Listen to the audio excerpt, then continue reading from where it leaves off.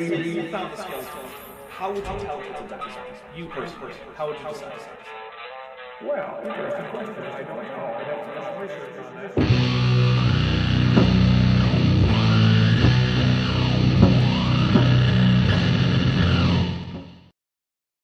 All right, hello everybody. I am here with Maddie, although I just realized that my setup is all messed up because I was here with Bent and Maddie.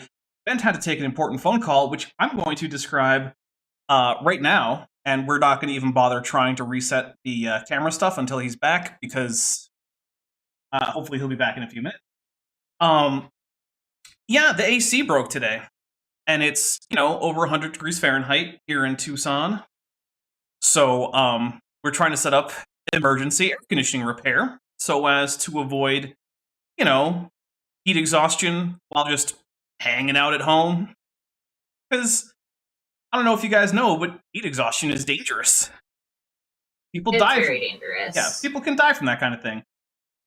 So, yeah, that's what's up here. Sorry. I'm trying to think through if setting up a swamp cooler would be more or less effective for you in an incredibly dry climate than it would be in an incredibly moist climate. I feel like it should be more effective for you. It is. So swamp coolers are actually a fairly common thing out here. They're actually pretty especially useful for cooling down localized, outside areas. So when I used to do a lot of electrical work in the in industrial or commercial settings in the Phoenix area, a lot of times if we were doing work outdoors, there would be a swamp cooler blowing directly at us. That's nice. I'm worried about you and Ben, of course. I'm much more concerned about your dogs. Yeah. I was about to say very good boys, but I don't remember if you have male or female dogs. They're both female. Okay. I'm mostly concerned you're very good girls. Yeah. So, well, push comes to shove, we will stick them in the pool, much as they might hate it. Aww. Yeah, they don't like swimming, but if they have to, they will go in the pool. Only up to their ankles or so, but it will still cool them off. Yeah, that'll cool them off. Okay. Because I keep saying my plan for this summer with my Australian Shepherd, who hates the heat so much. Cooler filled with ice water at the desk here to stick my feet in when it gets too hot. Amazing. Mm-hmm. Amazing. So, but if you had a kiddie pool full of ice and a fan, you've got a swamp cooler. That's true. Yeah, that's true. Just saying. So I want to read a couple super chats and some member chats. Carrie Bronson, for $5 before the stream even started, said, "The void is uncomfortably loud. As soon not repeat what it says in its voiceless whispers. What its cacophony of silence brings to mind." Thank you very much for that amazing void super chat. That was also nice and creepy.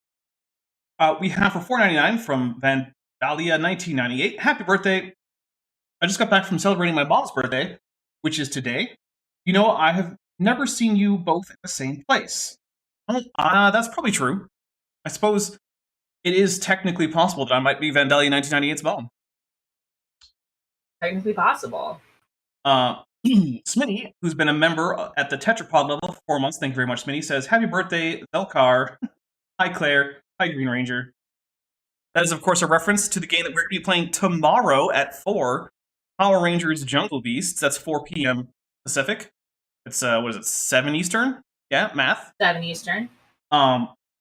Silver Harlow, who's been a member at the Tetrapod level for 4 months, says, "Insert public domain birthday song here." Actually, I believe that Happy Birthday is now in the public domain, officially. I believe there was a court ruling, so... Tiktaalik, for 100 Argentinian pesos, says, "How did you convert your birthday from Digimon calendar to the Gregorian? I still can't decide for myself. Can't get used to these stretched up sun laps." So, basically what I did was, I kept celebrating it every time. Basically, there was a sidereal year go by, which basically means every time the Earth gets back to its same point in the orbit. It was a little tricky, but if you're good enough with, astronomy, it's not that bad. But then, the current calendar system was invented, and the final holdouts, Russia and England, kind of came around. Then I just figured, unlike, I think it was that particular birthday, it happened to be that June 14th for the rest of the world. So I was like, you know what, I'm just going to go with it. It's easier than trying to keep track of sidereal all days and years. And Stupid Horror Energy for $5 says, your mom, which apparently indicated I'm a mom. So I might be Vandalia 1998's mom. I feel like I would have remembered giving birth to a human, which I don't. It would have been a weird experience for you, I'm sure. Yeah. I mean, for one thing, I'm a dinosaur. For a second, I've always been fairly confident that I don't have ovaries. I mean, I feel like you would know by now after several million years. Well, the thing is, with dinosaurs, it's all very internal, so it's a little bit harder to check. Okay. Yeah, because both the testes and the ovaries are held inside the body wall, so, you know, I'm just very confident. I'm not for sure, right? Because how would you know for sure? But yeah, I would find that to be unusual. So anyway, we're here for Kent with Bent. Bent presumably be back at some point. Listen, he's dealing with a very important problem. Yo. Oh, yeah. Oh, there he is. Hey, we found a bed. There he is. All right. So. Well. What did I miss? How many drinks do I have to do? None so far. 12. Or 12. I have my sparkling probiotic lemon ginger drink to enjoy with you all. Yum. Nice. Gotta it's get all actually those really good. Good bacteria in you. Yeah. And so let's go over. My stomach. Sorry, well, that can help too. Yeah. So let's go over what Kent's been talking about. So basically, this entire time, his thing has been, don't have fun unless having fun involves going into nature to observe it for the purposes of reminiscing or thinking about how cool God is for having made it. Which, you know what, I'm not going to tell you don't go outside and look at nature, or if you believe in God, not to, you know, admire his creation. Oh, you know what, that's Godzilla, which is one of our drink triggers, so we're going to take a quick drink. I didn't hear it. Oh, did you not? I need to turn it up then. I didn't hear it either. Okay, so is it filtered with your filter? It might actually be. So what I'm going to do is I'm going to try to turn it up all the way. And if that doesn't work, then guys, we're just going to have to announce when it happens, and I will know when it happens. But here. So we'll have to trust you. Yeah, you will. Oh, I don't know. So I'm trying out some new noise filtering because of the AC problems. So we're going to see how that goes. Do tell me in the chat. So yeah, that's basically been Ken's thing. His thing for this entire 20 minutes that he's been going on has just been like, kids shouldn't have fun unless it's hiking. Which, I mean, don't discourage hiking. I'm just saying, it's okay if you watch TV or read books or, play a video game. Those are fine. Keep doing those things too. Are also fine. Turns out leisure activities are good for you. Mm-hmm. So we have a couple more super chats. So Pictolic for 100 Argentinian pesos. There we go. Words in the right order. If Dapper is Vandalia's mom, that solves the giving birth to a different kind thing creationists are so concerned about. True.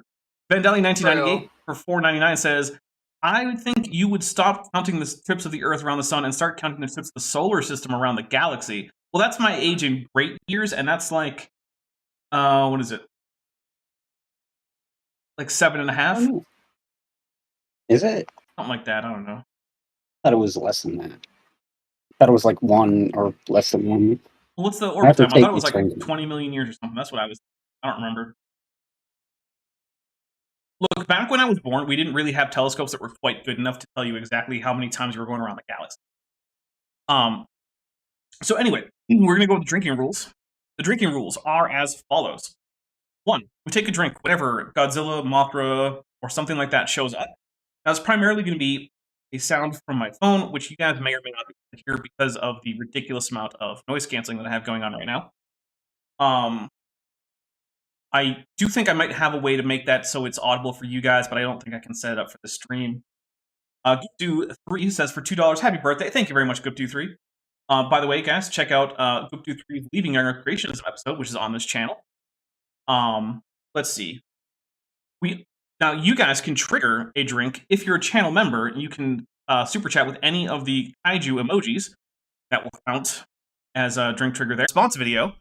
So sorry about that if that happened. I am going to try to reconnect on Discord because my internet just now came back. So please give me a second. Hi, sorry. Oh, no, don't be sorry. That was my fault. Ah, okay. Also, do you have your video off? It's back on now? Not seeing it. Why am I not seeing it? Weird. I'm gonna disconnect and reconnect.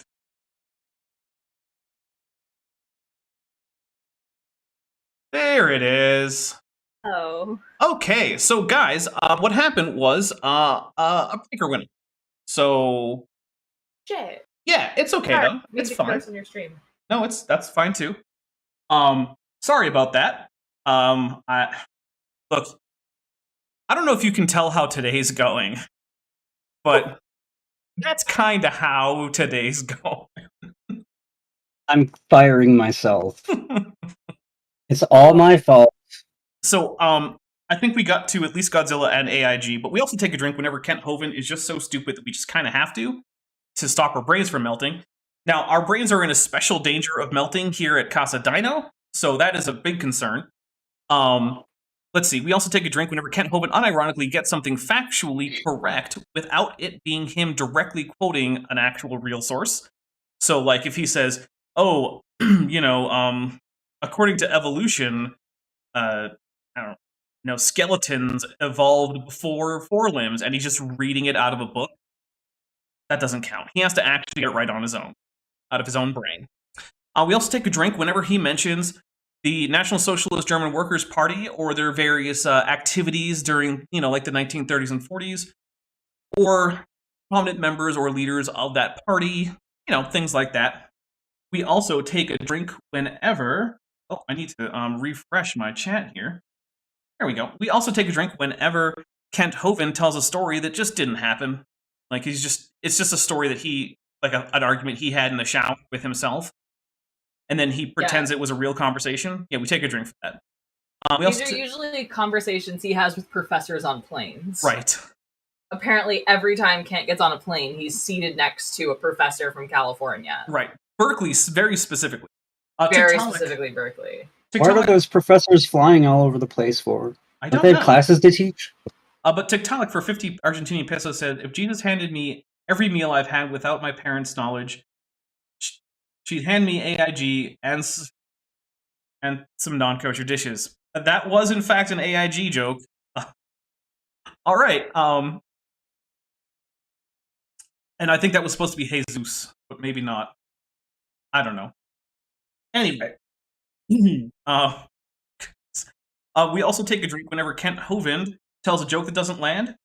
And also, if one of us can predict the next thing he's going to say when it doesn't seem very obvious, and the prediction is correct, we'll take a drink for a correct prediction. I think that is it. Every once in a while, we just come up with a new reason to drink. Usually it is a variation on because my brain's about to melt. And it might just be because of, like, the stupidity of the take, or just the cringiness of the take, something like that. But anyway, I think we're about to get back into this. Like I said, this is Kent Hovind basically poo-pooing every recreational activity besides staring into space while thinking, or staring actually into space, like as in going outside and stargazing while thinking. So here we go. Just go see what God has done. Take time to consider the heavens. The last estimate, astronomy. I have a Study question. astronomy and determine the age of the universe from it. God. Right. Did he just accidentally? Did he mean to say consider the lilies of the field? No. So that is a bit from Jesus in the New Testament. Yeah. He is pulling this from the Psalms. It's one of the Psalms of David. I don't remember which one. Oh, Which chapter? Yeah, there is no chapter. There are no chapters in the Book of Psalms. So it starts out with David saying, "When I consider the heavens, the work of thy hands." Okay. Yep. I was thinking I was gonna be amused if Kent misquoted scripture. I mean, look, he does it all the time, but That's not true. this time. This time he is getting it right. the Hubble took a bunch of pictures called Deep Field. What was the picture? The name of the Hubble Deep Deep Field? Space. It's the Deep Space Nine. You had it right the first time, Ken. Just stick with it. Hubble Deep Space Nine. Hey, Hubble Deep Space Nine. Yes, please. I'd watch that. I forget the name. would It watch doesn't that. Oh, but here's the thing, though. That light would be coming into us from the past, so it wouldn't be the Hubble Deep Space Nine. It would be the Hubble Terok Nor. I get it. There you go. If Again. anyone There's a whole watching bunch- didn't know, we're all big Star Trek nerds. It's true. It's Yeah. very true. All right, here we go. Pictures of one spot in space. The spot was about the size of a grain of sand held at arm's length. You hold a grain of sand out there at arm's length. They focused on a spot that big for 10 days and took hundreds and hundreds of pictures of that spot. No, oh, my goodness. No, and I was about to drink for you getting this about right, and then you ruined it. So I'm going to take a drink for you ruining This it. close. Ruined it. Okay, it's not the Hubble telescope took pictures over the many pictures over the span of 10 days, because that wouldn't help. It took a 10-day long exposure single image. There's a difference. So exposure time, if you're thinking about it with like a camera that you just might operate as a photographer, we're not talking about super advanced space telescopes, but the principles are going to be about the same. Exposure time is basically how long your shutter is open. Now, how long your shutter is open is going to determine how many photons hit the sensors in your camera. Now, the way a camera, now we're talking digital cameras, right? The way digital cameras work is that during the exposure time, the more photons that hit them, the more they light up that sensor, basically, and the brighter it makes that pixel. And which wavelength it's going to be is going to depend on the wavelength hitting the various sensors at different wavelengths. That's for a color photo, right? So you can take, if it's a bright moonlit night, and you have a relatively still scene, you can take a very long exposure time image, and it will look like a daylight scene, except that the sky won't be the right color, and there will be a bright moon in the sky instead of a sun. But you can still do it, and it will still show you all the colors just like it was bright out. The Hubble telescope is essentially taking a 10-day exposure time picture because the things it's looking at are so faint that it takes 10 days worth of photons to resolve anything. But if you just took hundreds of pictures with short exposure times over that time, it wouldn't help you. You would just get a bunch of nothing. So, for $50, thank you very much, Carrie Bronson. Carrie Bronson says, many happy returns. For the sake of my sanity, I need to be here tonight. I badly need the distraction today. Thank you all for being who you are and doing what you do. Hopefully, this helps get the AC back. Well, it probably won't in terms of time, but it certainly does help with just general ability to maintain the livability of Casa Dino. So, I really do appreciate that. So yeah, I'm just going to take a drink again because it's super hot. But yeah, this is still for just not understanding the very basics of how a telescope works. They counted how many stars in that spot. No, they did not, because the answer was like 3. They counted the number of galaxies because there were like hundreds of them. We're taking another They're the drink. same thing. That's true. Stars, redshift, not galaxies, Oh, yeah. right? Kent cannot like reliably tell the difference between nebulae, galaxies, and stars. I don't think you can tell the difference between a solar system and a galaxy and the universe. That's true, yeah. So he frequently Uses references planetary nebula hypothesis with the Big Bang Theory. Yep. Mm-hmm. All the time. And then calculated based on how many of How those you do spots that? would fit, at that range to cover the whole heaven. And said there What? are enough stars out there that we can see. Oh, okay. There are 70 sextillion stars. If you learn a little Latin, you can count to really huge numbers. You got mono, bi, tri, quad, quint, sex, sept, oct, nove, dec. That's So on a the quiz next week. Yes. Guys, I'm going to want everyone to be able to count to at least tredecillion. You're going to have to take like a video of yourself counting from to 3 tredecillion just to make sure. You might want to bring snacks because it'll take a while. Septillion has 70 sets of zeros. A septillion has 7 sets of zeros plus the original 1,000. Well, it's 7 times 3, so I guess by set he means 3, which that's still not actually true because you added for the thousands and the hundreds, tens and zeros. That's another set of 3. But whatever, Kent, it doesn't matter. So you have You're just off by 6 orders of magnitude. Who cares? Right, yeah. What's 6 Too orders of many. magnitude between friends? Look, I've actually been like keeping track, and creationists are almost always off by around 4 to 6 orders of magnitude on almost every bit of math they do. It's very consistent, Okay. surprisingly so. The only Interesting. exception I've seen recently was Nathaniel Jeanson was off by about an order of magnitude on something.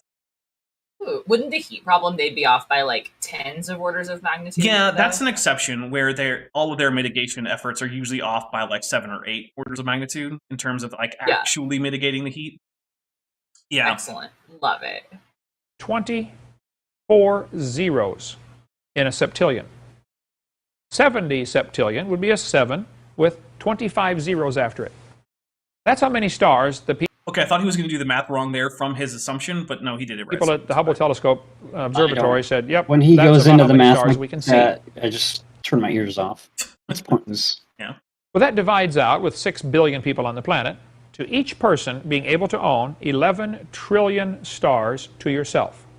Why does he always talk about people getting to own them? Why do we want to don't know. own stars? I They're don't not know. ours. Also, the fact that there is something that exists in the universe that is significantly more numerous than the number of humans that exist in the known universe is not terribly surprising, nor does Yeah. it on its own seem to argue for or against a god.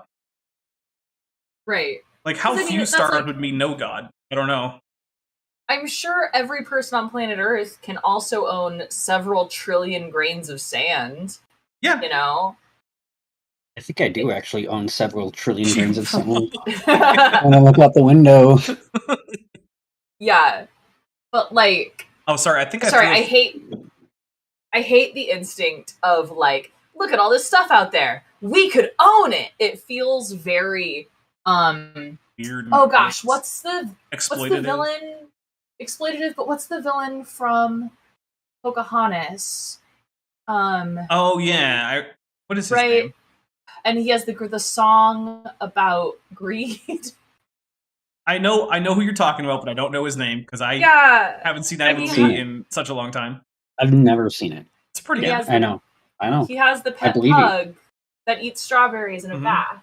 Although I will say it was creepy with the whole romance subplot with Pocahontas because the historical Pocahontas was like 13 at the time. 13.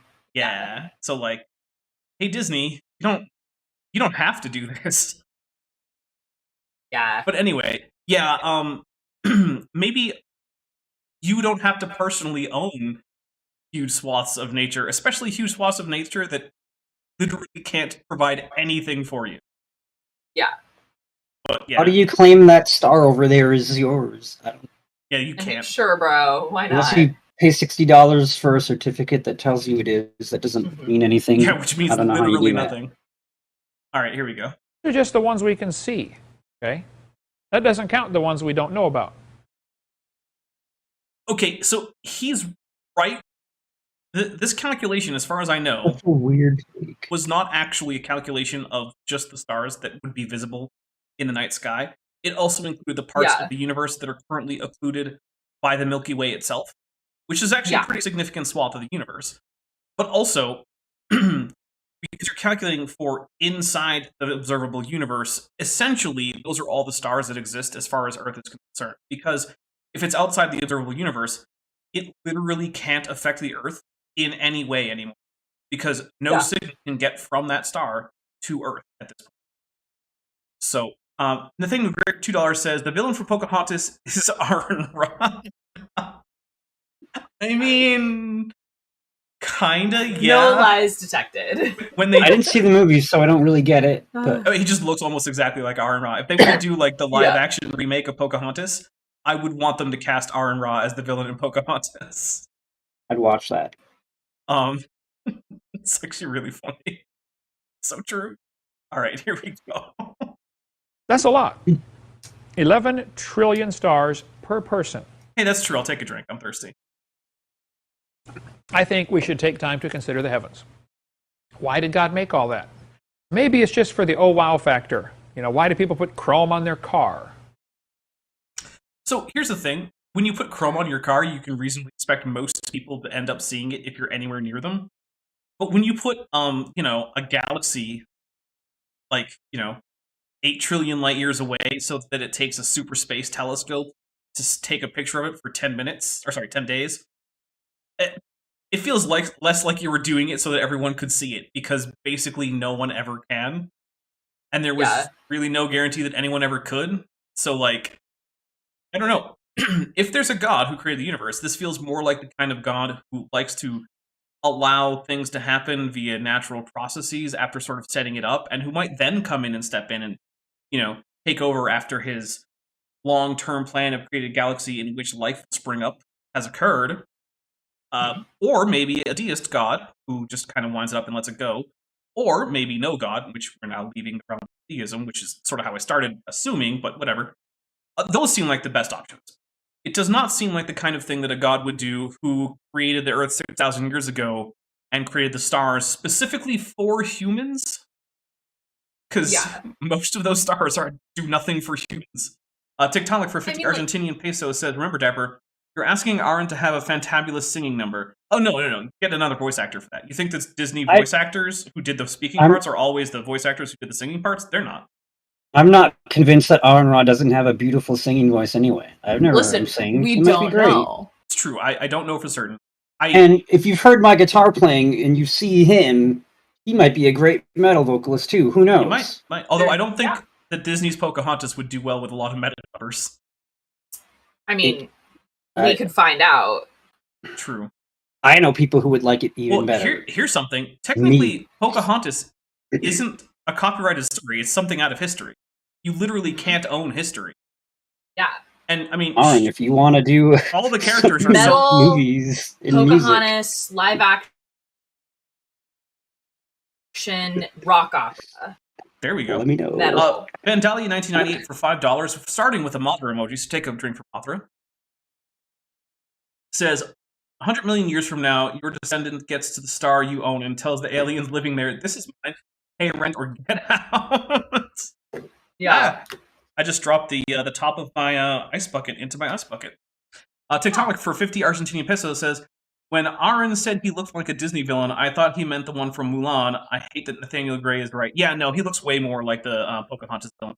I can see the Mulan thing, mostly because of the Fu Manchu mustache that he has. The mustache, yeah. But overall, the Pocahontas villain is way closer. It's a way better match. Oh, Dapper, I looked up. You were off by an order of magnitude for how long it takes the solar system to orbit the Milky Way. It takes 230 million years. Well, hey, you know what? 1 order of magnitude is what we give our friends. That is what we give our friends. So, it's fine. Now, 4 to 6... So you're closer to 1. Yeah. All right, here we go.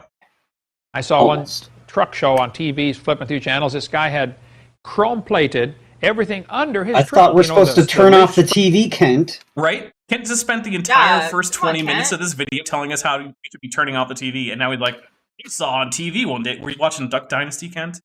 No, that started when he was in prison. He wouldn't have been watching that. Yeah. Why weren't you outside considering the heavens or the lilies of the field? And he did in prison. He had plenty of time to consider. Yeah, but he probably didn't have a whole lot of time for stargazing. I don't think the art time is usually at night. I don't know how the windows work with the bars and stuff. That's true. Springs, the drive shaft, the axle. Of course, you can't see it under the truck, so he cut the bed out of the truck and put a big piece of plexiglass in there so you could see his chrome plating. Of course, now you can't use the truck to haul anything because you're going to scratch the plexiglass. Duh. Absolutely stupid. Unless his goal was to show off and not to haul things, Kent.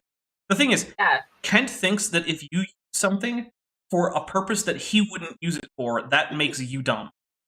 But that's not how the world works. Usages for chrome, and a lot of it is decorative, but not all of it. Oh, I'm sure there's a reason. If you want to make your car real shiny with chrome, go nuts. We only have one life. If that brings you joy, do it. Yeah, man, look. Here's the thing, right?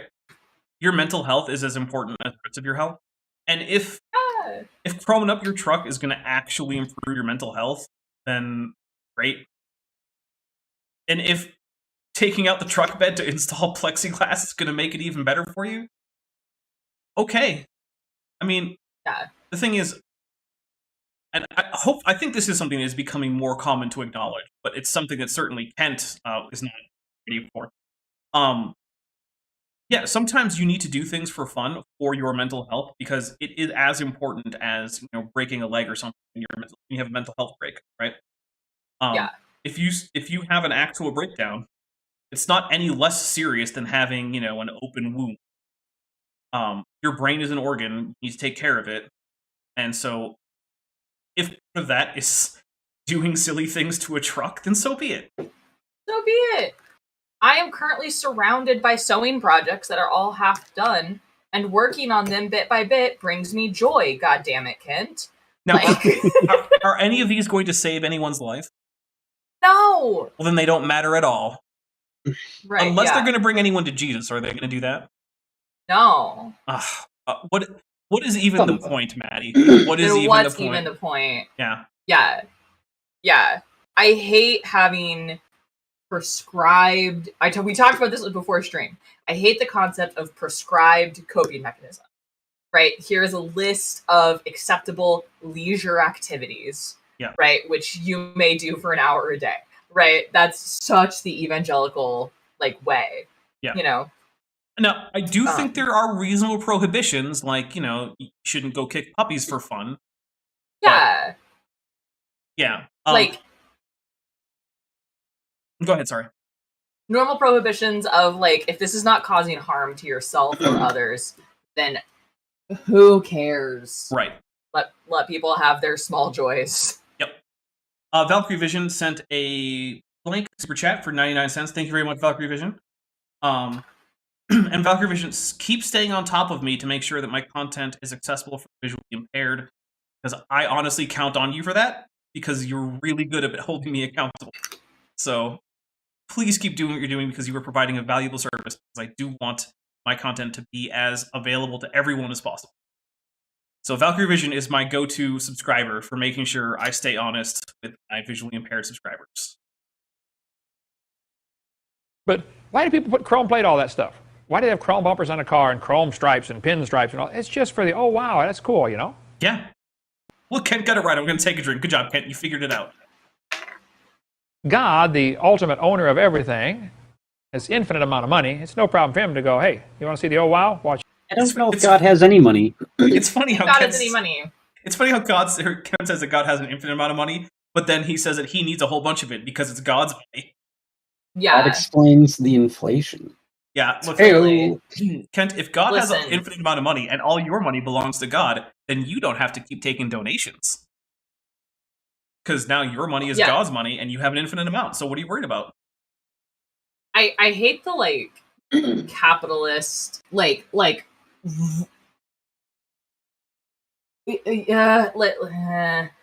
Kent keeps getting into these we should just clearly all be rich and own 11 trillion stars. Those are mine. Thank you. And I should have all the money. And I was like, that's really gross, especially coming from a preacher, right? Well, I it's think really gross. I think Kent And I probably don't like harbors it. some resentment that he never became Joel Osteen. I mean, possibly. We have a couple more. But I find both of them gross just for different reasons. And of the two, I find Kent more gross. Yeah. I find them both gross. Some of the same reasons and some different reasons. The whole hiding of R-wordists at Dinosaur Adventureland is one of the reasons I find Kent grosser. Yeah. Especially when their victims are children. Not that it's okay for their victims to be adults, but it's worse with children. There's degrees of bad. It's worse with children. We got a couple super chats I want to read real quick. Harry Bronson for $5 says, at the risk of being that guy, it's both the behavior and emotion control of the bite model. Yeah, no, it is. And one of the things that we were talking about before is that it's also something that happens in the military. And if you examine the military according to the bite model, it doesn't usually come out looking too good. No, the military is absolutely a cult. The question, it absolutely is. TikTok for 15 Argentinian pesos says, is Aaron native? I don't think so. But maybe he is. God really made a number on him, making him look like John Radcliffe. I think that was the villain. John Radcliffe. Yes. That's the villain. Is Art Rod Native American? I'd never heard that he was. I don't know. But I mean, could it be? Look, it's actually Native American is actually on its own a complicated question. So don't want to get too far into it. Yeah. Yeah, because there's all sorts of things like ancestry and tribal membership and registration and all these different levels of different government recognition versus ancestral thing versus tribal recognition. My goodness, I think that could be its own stream in itself that I shouldn't be doing because I don't know the first damn thing about it. Yeah, Yes. Native identities in the U.S. is incredibly complicated. Yeah, although I imagine it's probably complicated places. Well, yes. So if we're thinking about specifically thinking about Indigenous identity in places like the United States, Canada, and Australia, Yeah. right? Or New Zealand. Or New Zealand, yeah, where for hundreds of years there were practices designed to either outright genocidal practices or to kill the culture by things like in the U.S. By UN definition, killing the culture also counts as genocide. True. But as an example, so like residential schools in the U.S. and Canada, and that was also in Australia, I know. Things like in the United States until like the 1970s, no one under the age of 55 was allowed to participate in like Native dances, so like traditional dances. There were weird things were made illegal for Native people to do. I feel like that's a nearly impossible thing to enforce. Like, how do you just go around and watch people to see if they dance? Yes. Okay, well there you go. Yeah. Yeah. God, I hope that guy hated his job. Yeah. Yeah. Well, let's continue because this is Let's continue. Let's talk about the travesties Kent's talking about. Yeah. Look, there's a whole world of travesties. We're here for Kent's. Outside in a dark night. Get away from all these lights. Wow.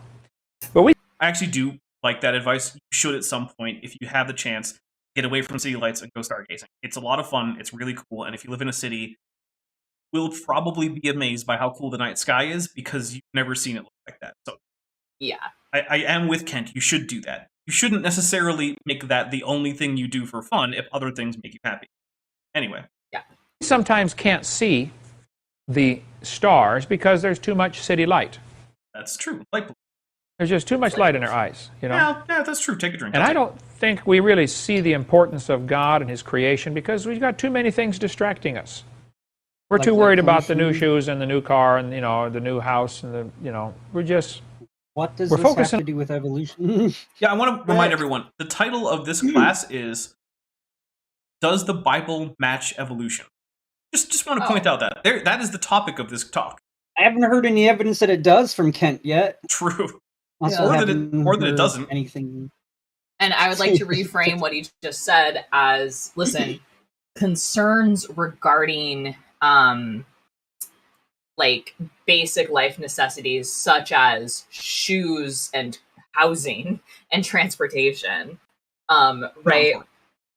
Those things are in fact important and understandable when they take up a lot of your mental energy.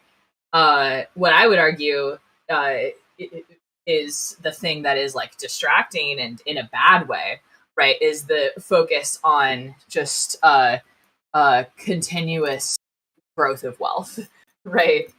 You mean like owning 11 trillion stars? Yeah, continuous accumulation of money and goods, right? Yeah. Versus that's a very different thing. That's a money is the root of all evil thing, not I'm worried where my next meal comes from or I'm worried about my housing situation. Yeah. Those are things that I don't think God's particularly mad that's taking up a lot of your mental energy, Yeah, if you're having trouble with your housing... He's not mad at you. Yeah. God's not mad at you. God might be mad at your landlord. Potentially. I make no claims about what God is and is not mad about. Yeah. On the wrong stuff.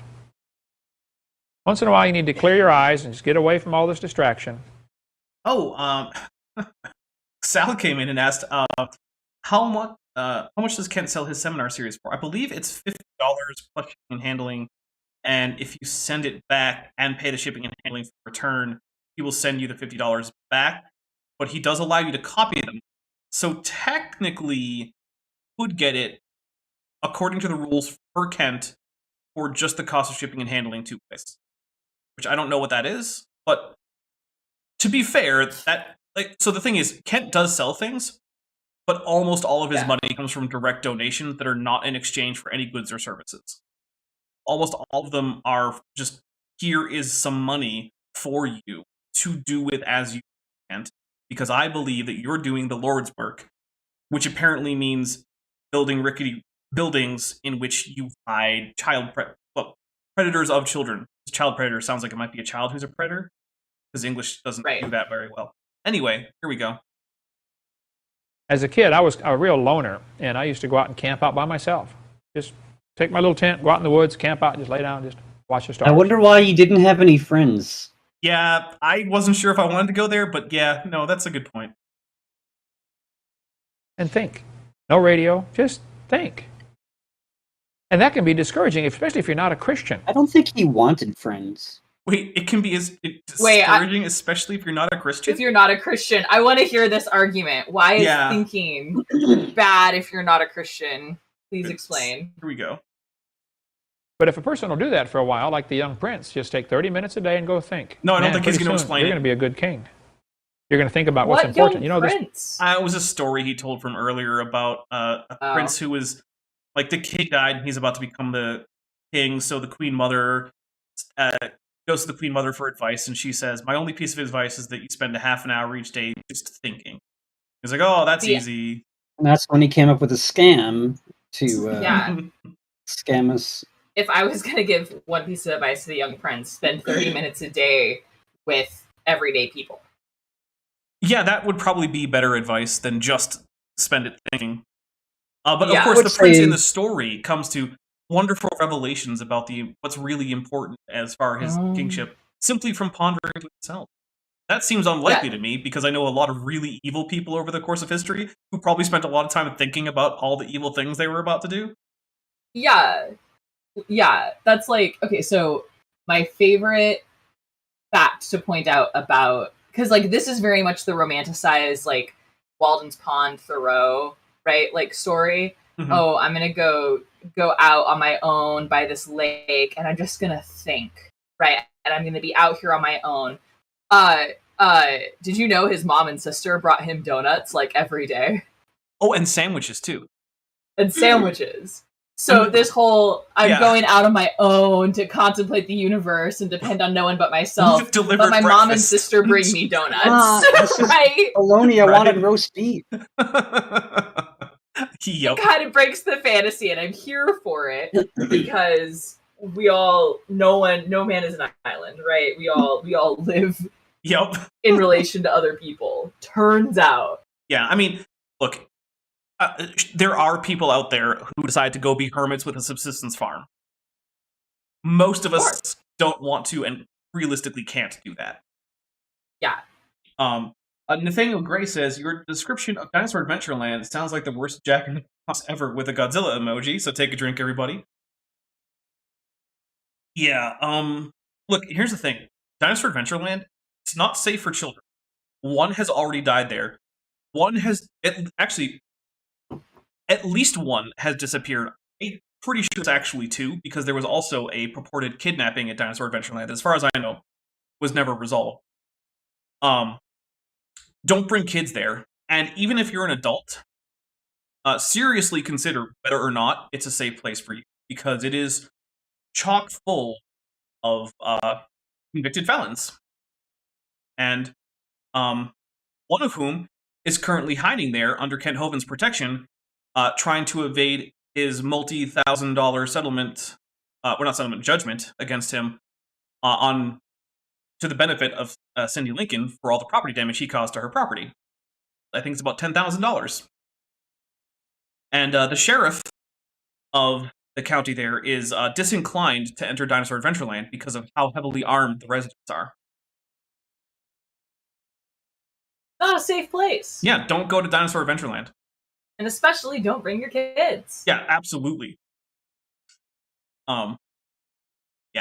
Party I'm planning tonight's really not important. In the big span of things, this is not important. Take time to think. The Bible says, "Speak to the earth, and it shall teach thee." Job 12. Interesting passage. The earth. Well, the earth is like a big magnet. You think you're literally supposed to talk at the earth and it'll teach you things? I'm sorry, I just got like whiplash. Yeah, I don't normally get this much whiplash from Kent. We get this much whiplash from Matt Powell. Right? It's just, okay, 180-degree turn on subject. Just completely opposite direction. Okay. So now the Earth is a magnet. Does he mean that the Earth has a magnetic field? Because that's not quite the same thing. I think that's what he's going to mean, but we'll find out. And Goop23 for $2 says, but the kid's siblings had a great time. Yes, allegedly, the siblings of the boy who drowned at Dinosaur Adventureland had a great time, and they and the parents couldn't wait to come back, according to Kent. To put it mildly, am rather skeptical of that claim. I feel like any place where my young brother drowned probably wouldn't be my favorite place, or a place that I was anxious to return to. But sure wouldn't be. What do I know? I never had a sibling drown at Dinosaur Adventureland, to be fair. Magnets lose their strength over time. You buy the magnet, go on your refrigerator, you know, John loves Mary. And about the time the magnet starts sliding down the refrigerator, your love for Mary also starts, you know, sliding down. And you go, okay, but the Earth isn't a bar magnet. The Earth's not a bar magnet, and let's just toss out casual. Marriages are terrible, right? Like, those are stupid jokes, and they bother me. And this is before his first divorce. Oh. Yeah. Look for somebody else, you know. Didn't he divorce someone named Mary? Interesting. Yeah, he did divorce someone named... Well... I'll drink for Kent's prediction. He broke up with someone named Mary because... I'll be honest. Well, I'm not someone who's like, oh, your marriage isn't valid unless the state signed off on it. Because, quite frankly, I don't really think the state should be super involved in your romantic relationships. But, in Kent Hovind's case, it strikes me that his subsequent marriages, none of which were legal, were all an excuse for him to throw those women to the ditch without having any legal obligation to them, because they never signed any paperwork. Yeah. That's what they feel like to me. Now, I will admit, I'm heavily biased against Kent Hovind. So, take what I say on that, and I don't have direct evidence that that's the case. So take what I say in that regards, you know, with some skepticism. Well, I just thought Kent considered him to be himself to be married to her. But the thing is, I think the reason he's not making that an official, legally recognized marriage is so that when he decides to get rid of one of these women, he has no legal obligations to them whatsoever. He could just kick him with a curb. There's just no consequences for him. Mm-hmm. Yeah. And the fact that he's on to his fourth... Fifth? I think it's still fourth. So Mary was 2, Cindy was 3, Sandra is 4. Oh, I thought Cindy was 4. Yeah. I don't know. It doesn't help the whole cult leader vibe that everyone's been getting. Yeah, Matt Powell will be 5. Steve might be 5. Steve might be 5. Steve was like 2.5, 3.5, 4.5. Yeah, there is that. But we have information that can't really be disclosed, but that makes it seem very, very likely that Kent has been cheating on at least a few of his wives with Steve the tech guy. Magnets lose their strength. The Earth's magnet has lost 10% of its strength in the last 150 years. I'm going to take this one. Gauss. Okay, do it. Should we drink for it? Right. Is it stupid enough? Yeah, okay. Because I know this is where he's going. I'm going to make a prediction. So we're going to set this up. Hey, team. So the Earth's magnetic field flips. This happens on... crap. Is it... Every 100,000 years or so. 100,000 years? I thought it was that. I'm struggle busting with orders of magnitude. I'll look it up while you explain. Thank you. So this happens. How do we know this happens? Excellent question.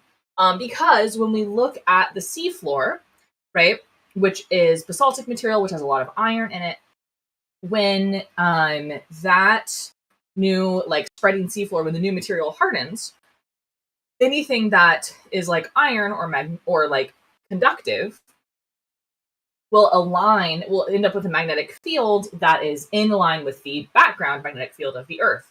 And so we have these banded strips on the ocean floor of the magnetic north, right, being one way and then the other way and then flips again and then blah blah blah. And so but what doesn't happen is full strength this way, shuts off, reappears backward. Right? What you see is a gradual increase and a gradual weakening of the strength of magnetic field.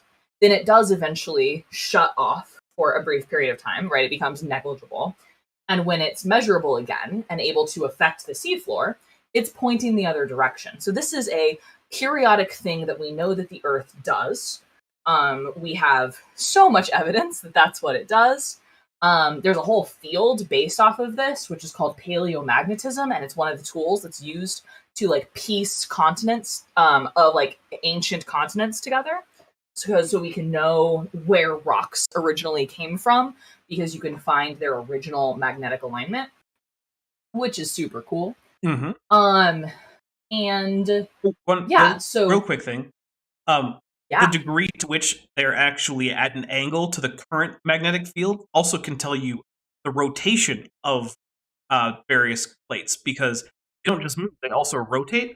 So you can also know that at certain times, different plate, like North America used to be rotated a little bit clockwise, and South America used to be rotated a little bit counterclockwise to how it is now, which is another thing you can see, because the banded, like the little banding in the magnetic lines are offset, which is just another really cool thing. It's really cool. So this is really useful data that scientists use all the time. Again, paleomagnetism is its own subfield of geology. That is very cool and tells us very cool things. So we know that this happens, and currently we're kind of due for a flip in our magnetic field. And that's in geologic time, right? So currently we're seeing our magnetic field weaken. Right, but note that this is not like a bar magnet, because our magnetic field is generated by convection, right? Mm-hmm. If we did not have a convecting mantle, right, then we would not have magnetic field. This is why the moon's magnetic field is incredibly, incredibly weak to like potentially just non-existent. I kind of forget where that number is. Because it basically is a bar magnet at this point. A really old exactly. one. Right. Yeah. Ben, did you grab that number? Yeah, it's 200 to 300,000 years, and it says we're overdue. So exactly. So we're overdue for it to flip. You were less than an order of magnitude off, so you're good. Yeah. I don't know. So we're due for it to flip. And again, this is in geologic time, right? Right. So sometime in the next couple thousand years, it's probably going to flip. It's not going to happen tomorrow, you know? But anyway, but it is measurably weakening. And why does it flip? We actually don't know, or I don't, when I learned about this in undergrad 10 years ago, we didn't know. So we don't know the exact history, process. Though, Maddie. I know. 10 years ago in terms of sciences. And the sun flips. The sun flips its field every 11 days or something like that. So that's a lot. That's a lot more frequently. Yeah. All right. Okay. So anyway, that's what's happening. That's what he's talking about. That I have a sneaking suspicion he doesn't understand. I'm pretty sure what he's going to say is that because the strength of the magnetic field is weakening, therefore the Earth is young. I think that's what he's going to say. But that's silly and nonsensical. I can almost guarantee you that he's going to say that if you extrapolate this backwards, that at some point it would have been so strong that the iron would be ripped out of your blood or something stupid like that. Yeah. Exactly 6,000 years ago. Technically, it is true that if you extrapolate the current weakening trend as a strengthening trend going back in time, then yes, eventually you would do that. Of course, you can't actually extrapolate that realistically. That's not how it works. Better, smarter reasons not to do that. Yeah. All right, here we go. Gauss, I believe is the spelling. Don't trust me on that one. Believe me. That is Gauss. Yeah, good job. Take a drink. But Gauss is the guy who developed a method of measuring how strong is the Earth's magnetic field. Well, magnetic fields in general. The strength of magnetic fields is measured in units of Gauss. They can come in milligauss or kilogauss or whatever. They're an SI unit. But yeah. That's look, it's close enough that I'll take a drink for it being basically right. Because you can measure the magnetic field of the Earth in Gauss, which means what else would you measure it in? And it is named for a guy named Gauss. So yeah. And they actually measure magnetic strength in how many Gauss it is. You can get a Gauss meter. Okay, the Gauss. That's true. In fact, I think I've meter developed. How strong is the magnetic pull? You've all seen magnets. You get them close together, magnetic field. Bam, and you cannot pull them apart. Pro tip: you got to slide them apart because the force only goes in one direction, and if you move at a 90-degree angle to the force, there's actually no counter force. There you go. At a science center one time, and had this, electromagnet, where you spin, hold a piece of metal on there, and you pull it off, and then you hit the button and hold it on there. Bam! And you can't pull it off. You can get a team of horses trying to pull that thing off. It just won't come. Good job, Kent. You know what a solenoid is. I'm very proud of you. Big, powerful electromagnet. Well, magnetic fields are measured in Gauss, and the Earth's magnetic field has been observed and measured for the last 150 years. Which is a small fraction of even how long Kent thinks the Earth has been around. I just want to point that out. So even if we accept Kent Hovind's ridiculous 6,000 timescale, that's a vanishingly small portion of it. And it has declined 10%, which is very significant. There was a teacher of physics at the University of Texas, El Paso. He died several years ago. His name was Thomas G. Barnes. Okay, hold on. We're getting something from Astronomy and the Bible as our source here. Okay, look. If you want to be taken seriously in scientific circles, just don't add the Bible to the title of the work you're doing, because chances are, unless your field is actually like biblical scholarship or like something like that, and the Bible is going to tip everyone off, that you're not concerned about evidence. You're concerned about forcing any evidence that you do find to fit a preconceived notion, which means that people are probably going to ignore you. Even if you are trying to fit all the evidence into a preconceived notion, don't tip your hand as early as the title. Just a tip. G. Barnes, physics professor, UT El Paso, did a lot of, he was a creationist, did a lot of studies on the Earth's magnetic field. He wrote maybe. Papers for the government. He studied the Earth's magnetic field, did a lot of research on this. He said there is no possible way the Earth is even 25,000 years old. Well, great. Basically, every paleomagnetist in the world is like, nah, that's stupid, though. Nah, that's dumb, though. Yeah. All right, guys, we're actually going to take a quick intermission because I need to refill on ice in both my alcoholic drink as well as the ice water that I haven't told you about because it's really hot.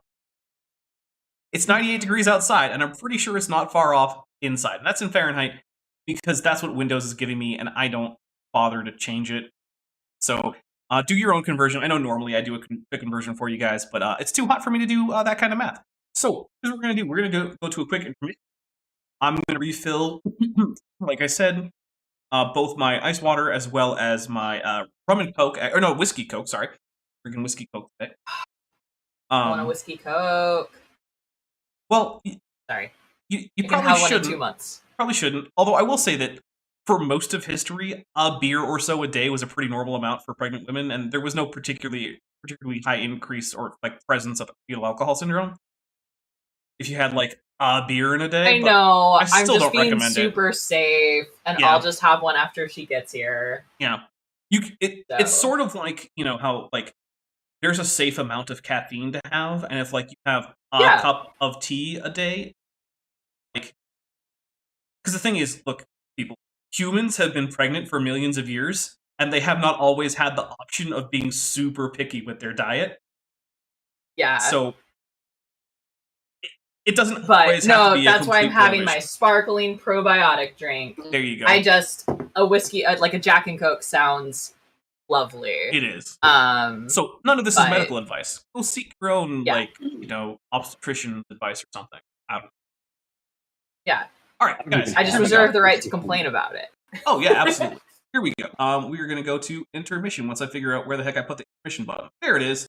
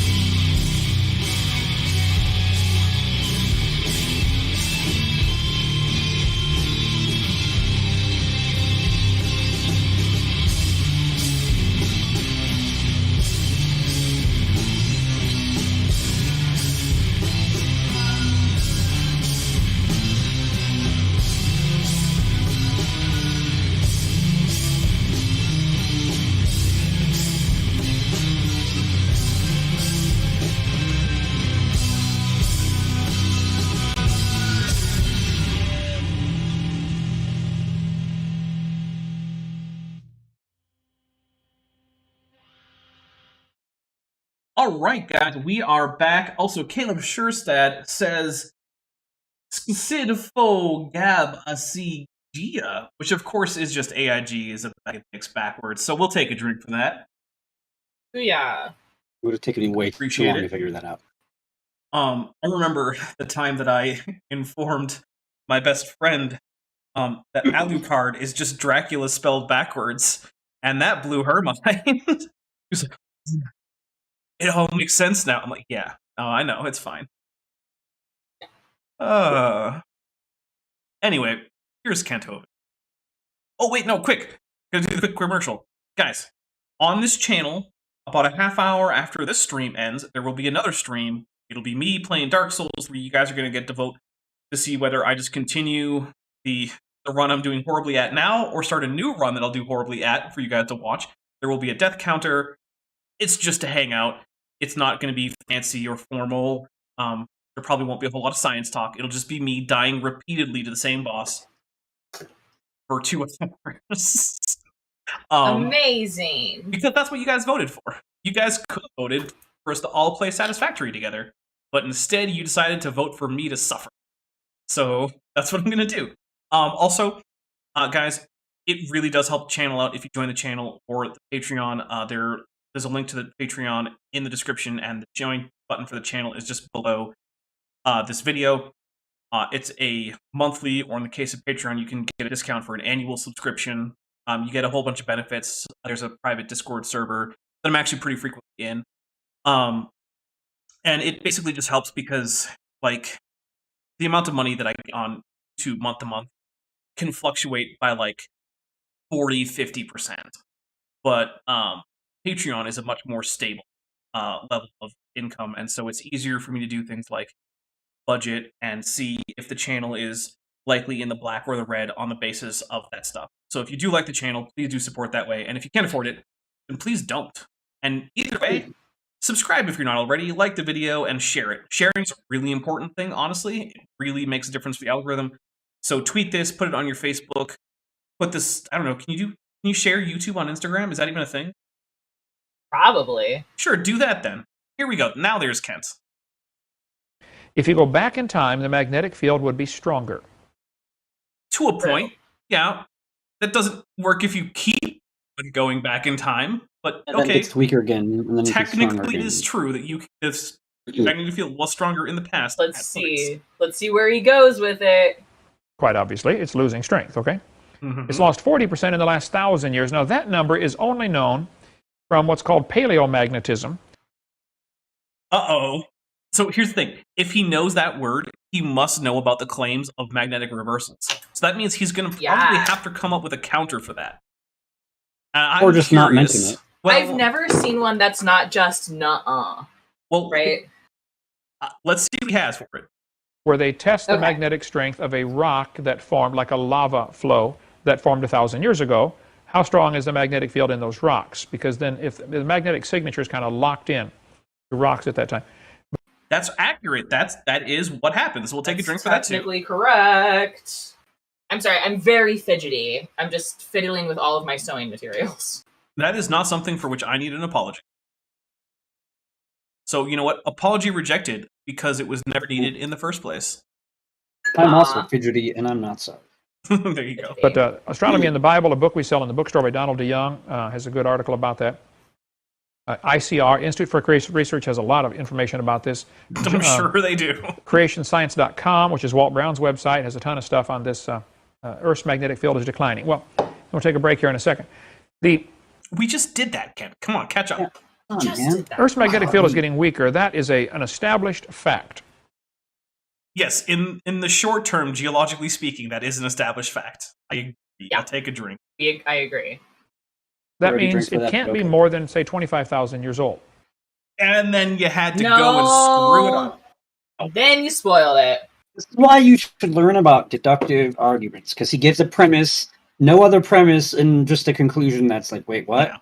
Yeah. So now you have to look into the implied premises, right? And the implied premises are the thing I'm going to conclude is wrong, or I'm an idiot, or, you know, whatever you want to think his implied premises are. But how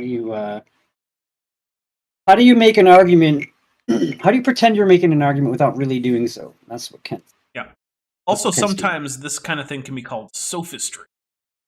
Don't be a sophist. Why don't you explain for the audience of who might not remember what that means? Because they so the sophist were a group of pseudo-intellectuals from the time of Socrates, and sophist actually just means someone who is concerned with wisdom. but they call themselves that somewhat ironically because pretty much all of their arguments tended to be fallacious, but they were also very much pro-status quo, so they were in vogue in Athens. And Socrates frequently opposed the sophists because of their bad arguments. And that is one of the reasons that he ended up getting in trouble and having to have a very special drink of tea. That reminds me of someone who I've watched debate on certain YouTube channels a lot. In NASA, I believe NASA is the one that said the Earth's magnetic field's half-life is 1,400 years. I am very confident that NASA didn't say that, Kent, but what do I know? Yeah.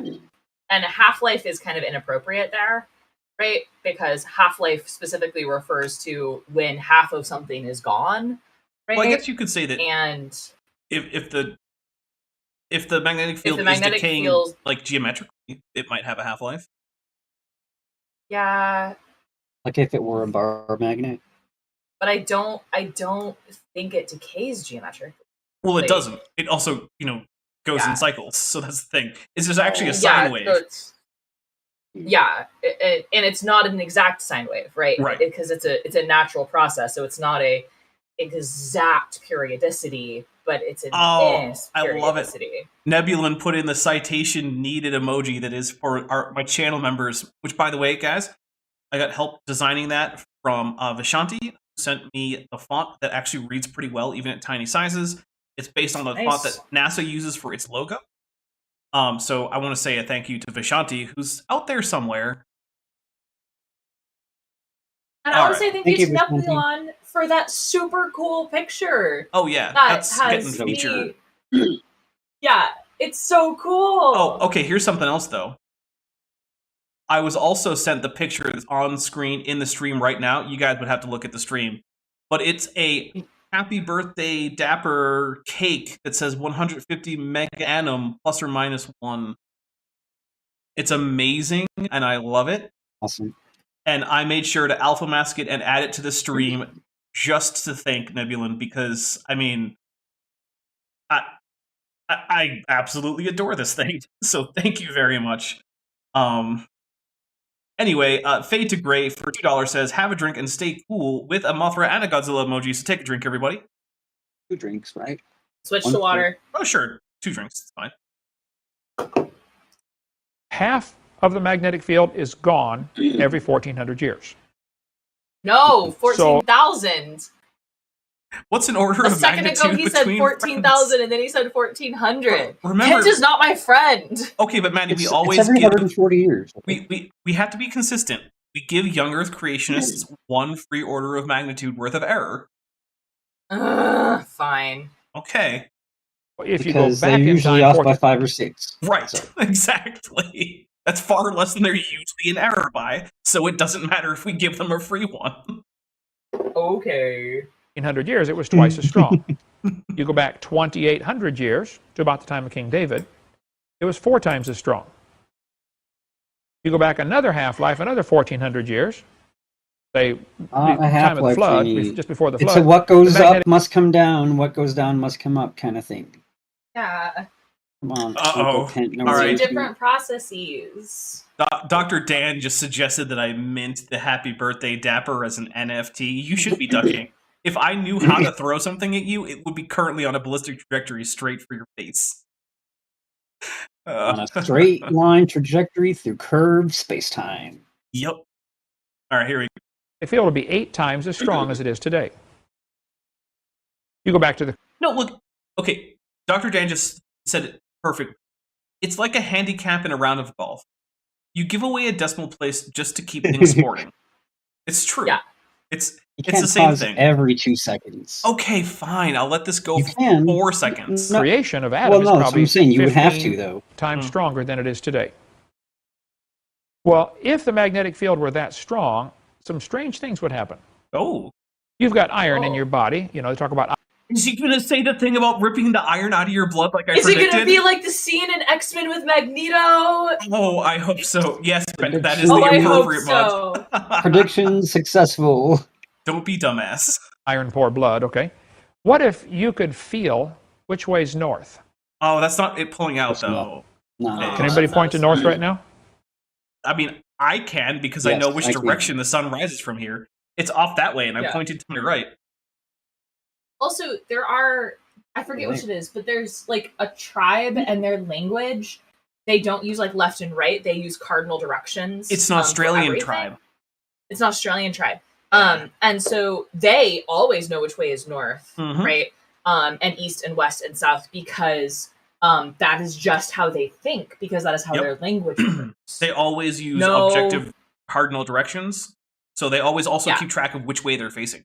And they don't have to sit there and think about it, because the way they orient themselves in the world is via cardinal directions. And also, that's a big thing that Sapir-Whorf hypothesis guys like to bring up, like people who like the Sapir-Whorf hypothesis. And actually, I think it's one of the best examples in favor of the Sapir-Whorf hypothesis, a hypothesis which I personally think is a little bit on the weak side. And now I realize I probably have to describe what the Sapir-Whorf hypothesis is, because it doesn't have anything to do with a Star Trek character. So the Sapir-Whorf hypothesis says that your cognition is profoundly affected by the language you speak, such that things for which your language is easily categorized, you have trouble thinking about. And the ways in which your language does categorize things determines the ways in which you can categorize the world. It is a contentious hypothesis, and there are both counterexamples as well as examples that do seem to indicate some truth. I think it's probably weakly true. Like, there's some degree of influence on your cognition of your language, but I don't think it is as strong as Sapir and Whorf said it. Also, do 3 for $2 said AIG is a bag of discs. You know what? I'll take it. Here's a drink. All right, here we go. Not just discs. 1 1/4 inch. The 3 say that way. 1.44 inch discs. Josh, you going with the crowd, or you think that's north? He thinks it's that way. Diane, which way is north? I wish they were 5 1/4. This way. North is this way for me. Have you ever been disoriented? I mean, like lost. That's a weird feeling, and it's uncomfortable. Okay. You know what? I'm thirsty. It's hot. I'll take a drink. Yes, Kent. Being lost is uncomfortable. Thanks. Well, if God made the Garden of Eden absolutely perfect, Adam and Eve had a lot of features that we probably don't even think about. Like they what? probably had it built in. Like magnetosense. Like, I know which way north is. Blood magnets. GPS. Like GPS. I like the idea that you're getting the sense of where north is because literally the iron in your blood is pooling over to the north, as if this wouldn't also be causing circulation problems. Right. Also, fun fact, right, like, magnetic north is the South Pole, is the geographic South Pole. Just so everybody knows. That's true. But yeah, like, even the birds that are reasonably likely to have some kind of magnetic sense, it's not based on, like, the iron in their blood. They have a special organ that's almost entirely composed of iron that's, like, in their nasal cavity. Yep. It's... And I was just like, this is just story time with Ken. I know he likes to say that's SpongeBob make-believe stuff when he does his, like, whack and atheist nonsense. But, like, you're literally just making this up, right? Like, what if in the past the Earth's magnetic field was so strong? And again, my friend, you messed up an order of magnitude there. So, by the way, 1,400 and 4,000 are not the same thing. Robert Madewell said, God positioning system, GPS. The God positioning system. Yes. I love it. That's so great. And so he's just making up that Adam and Eve had superpowers because, like... Well, I mean, look, he also says that they were, like, super tall and, like, hyper intelligent for reasons. Oh, for reasons. Yeah. Okay, cool. He's like, oh, yeah, Adam and Eve are probably, like, 9 feet tall and had 1,000 IQ. By the way, spoiler alerts, IQ tests don't go up to 1,000. They don't, turns out. You literally... And they're not particularly accurate above, like, 140. Yeah, or for people for whom they weren't designed, which is primarily English-speaking, relatively affluent people. Yeah. Could not get lost. Well, I guess it was revised, because there was a while that it was, like, men were doing noticeably better, right? And then they, like, stopped asking only questions about baseball, and it got better. I'll just say obviously, I just butchered that story. But there was a real thing where they realized there was Yeah. inherent biases in the way questions were asked that assumed you knew things. There was Baseball was a given example. There was a similar thing, if I remember correctly, in China, where like they were giving tests in Mandarin in areas where people's first language wasn't Mandarin, and then when they revised the tests to be in the local non-Chinese language, suddenly scores shot up for some reason.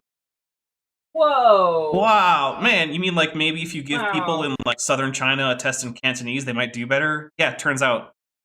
Turns out I would do terrible on an IQ test that was written in Spanish. Actually, that was an example that I was given of here's an IQ test question. It's one of the very easy ones. It's a simple math question. You got this right. Except it was all written in Japanese. It's like, as it turns out, no, I don't know the answer to this simple math question. I don't. Because I don't understand. All right, here we go. Lost. You always knew exactly where you were in relation to the Earth, based on the magnetic field. Birds navigate by the magnetic field. Bees go out and find the honey, come back, or go find the nectar and navigate by the magnetic field. Okay. I don't think bees do that. So, I'm not going to say bees don't, because I'm not well up on my whole bee navigation literature. However, I'm going to say I don't know. I've never heard of a claim that that's how bees navigate, and Kent Hovind making a claim Google it. is the same as no one making a claim, as far as I'm concerned. Yeah. How do bees navigate? While you do that, I'm going to keep playing a little bit. The Pacific golden plover, Which is just a bird. Okay. little bird, goes to Alaska, mates, lays its eggs, hatches the eggs, raises the birds up, gets them to a certain size, says, okay, Junior, I'm taking off. Mom and Dad fly to Hawaii. Over 2,000 miles of ocean.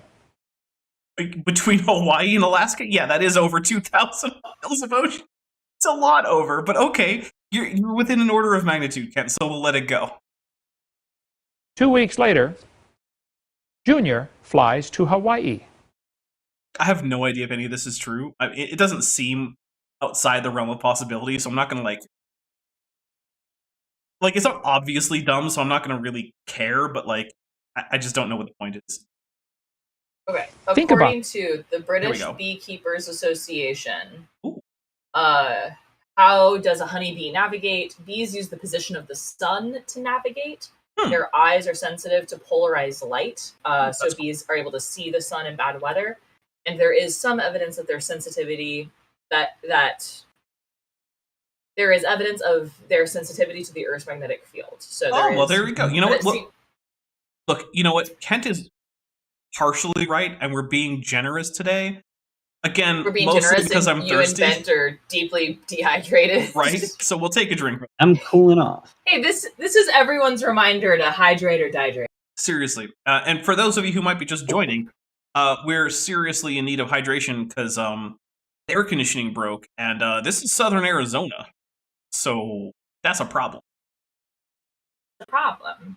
We're next on the list for the repair guy, though. Yay! Awesome. You might not make it until tomorrow. Well, you know what? I think I can survive a night without air conditioning. It'll be unpleasant. I might not sleep well. I'm waiting for this phone call. It can happen any second, All like right. it did Guys, earlier on. set up a swamp cooler in like your living room and like camp out on the floor and just spread out. I don't know that I have that option, but I do have a pretty good fan in my room that is directly over my bed. Okay. You have a fan and an ice bucket. You've got a swamp cooler. Look, this isn't as hot as my rack was in the Persian Gulf. Oh, Exactly. fair. So When the air conditioning is blowing out 98-degree air, full of and sand. it's the envy of the entire berthing because you have the coolest row of air conditioning. And also that air conditioning Oh is my full God. of it's You full of sand. Close that Literally. off. The sand And is you pelting have you. that 98-degree AC. So this is not the most uncomfortable I've ever been just existing in a space. Not even Evidence close. and reason Sal's mentioning the Arctic tern. I love that bird. Oh yeah, That that bird flies between the flies North and the South Pole. A lot. Oh, My goodness. Yeah, Arctic terns are amazing, and if you don't know about Birds them, are cool. It's actually one of the song well, titles yeah, of, they're one of the dinosaurs, songs I wrote. Maddie. It's true. It's about They're Arctic terns. cool. They are. Also, it's TERN if you want to Google it. It's not TURN. There you go. Here we go. He's never been to Hawaii. He was Well, Hawaii's pretty conceived and great, born so- in Alaska. You realize if he's a half degree off in his navigation, he's going to miss Hawaii by 300 miles? Okay, here's a question, Kent. How do you know that none of them miss? Have you gone and counted the fledglings that fly off and then counted the ones that return? Because I'll bet it's a non-zero attrition rate over the course of that. Just thought. For those of you who don't know, I, having been on deployments on an aircraft carrier, you can go out in the middle of the ocean and look around, and there can be birds anywhere because they can like float on the water and then grab fish and eat it, and then just keep going. And albatrosses and can lock their wings so they can sleep while flying. Yeah, albatrosses are amazing. Bird fact. I should have been hatched as an albatross. Son of a gun. Oh well. And Sal put in a reference for bird magnetic field sensing. So I will just pin that real quick. Thank you, Sal. There's a PBS Spacetime that talks about that too. Look, there's a reason we keep Sal around. One, it's because I like Sal. But two, it's because he does cool stuff like that. So, much appreciated, Sal. He's also, I think, the only Young Earth Creationist mod I have. Because I've had more than one in the past, but all of them but Sal have abused that privilege. Well, the moderator privilege is to be used responsibly. Yes. And moderate responsibly, everyone. Yeah. There's not much around Hawaii but ocean, okay? I've been there a couple times, okay?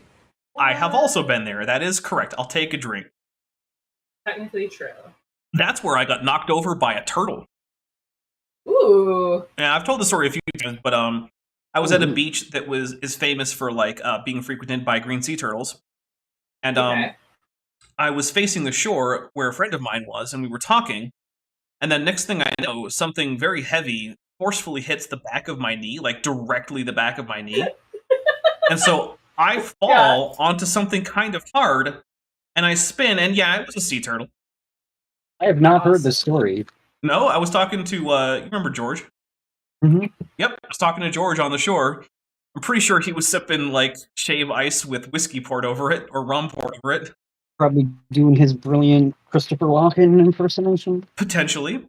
And, I just got taken out by a green sea turtle that just swam into the direct back of my knee. You never know when... Yep, when something like that could happen, I guess. I mean, I wasn't angry about it. The sea turtle didn't mean anything, and I mean, it was just peacefully going around eating some algae. And you're like, all right, well, I guess I'll step over here now. And you're in it, and I would like you to not be. Oh yeah, that thing was there before I was. So yeah. Anyway, here we go. That. How could such a thing evolve? The Pacific golden plover. Well, okay, so that's a good question. Ooh, so how could such a thing evolve? Right, how could such a thing evolve? So there's a few things. One is magnetic sense is not the only option. We also have things like the sun. And if you are born at a consistent time of year, and you always are flying between two consistent locations, then the difference between those locations from year to year is not going to be very high, or from generation to generation, not going to be very high. Also, like I said, I'm sure there's a non-zero attrition rate, and I'm sure that there are genetic mutations that can affect your navigation system as a plover. So, because this kind of navigation is instinctual, it is subject to natural selection. Those birds that make it back to Hawaii are the ones who reproduce, and they're the ones that have the genes for the correct navigation based on not just the magnetic field, but also things like the sun, based on what time of year it is. So you can actually tell, if you know exactly where you are, and you know when the sun is going to rise, that's really all you need to get a direction. And if you have that instinctually built in, you don't have to go and do any fancy math.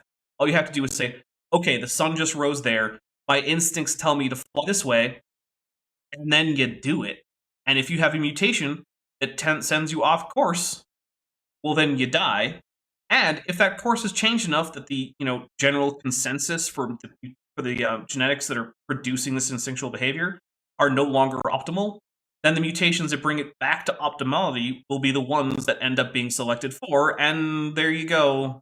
And the thing is, Kent, I'm pretty sure, doesn't think that the golden plover is a direct design by God because he thinks about kinds basically the same way that AIG does. So there's probably like a clever kind who don't all do the same migrations, which means that God couldn't have built this specific migration into all of them. So even Kent's idea of how the world works, it had to evolve after the flood. So yeah, and if you want to think about it, like I'm not a biologist, but this is how I think about it.